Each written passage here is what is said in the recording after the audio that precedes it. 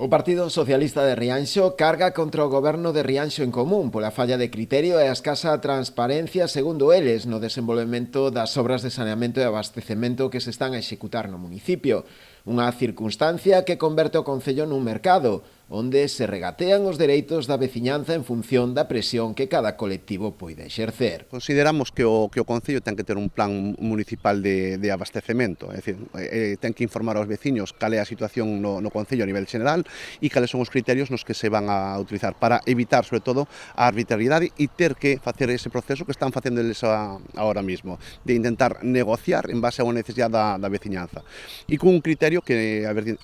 nós, polo menos, non somos capaces a comprendelo, porque a uns veciños se lle está cobrando unha cantidad, a outros veciños se lle vai cobrar outra cantidad, e aparte que na exposición que se fai parece que é o Concello quen executa esa obra, cando a realidade é que o veciño, a veciñanza, están facendo un esforzo económico para poder ter auga nas súas casas cando a competencia é municipal. O Concello, canto menos, terá que explicar por que en núcleos está tomando esta medida de instar aos veciños e ás veciñas a pagar por unha competencia municipal e, en cambio, en outros núcleos se utiliza con fondos propios. Poñen como exemplo desta situación o acontecido no lugar da Devesa, na parroquia de Asados, cuxa actuación ia ser incluída xunto ás obras da Marquesa, pero finalmente quedou fora, sen que os veciños se lles informase de nada. Xa pasou tamén en Cartomil e na Cruz, onde houve ese proceso de negociación, onde primeiro che digo unha cousa e depois che digo outra, e aquí na Marquesa é exactamente igual. Nós non estamos en contrario, nin moito menos, a que a veciñanza teña auga. O que non estamos de acordo é o formato e o modelo que está utilizando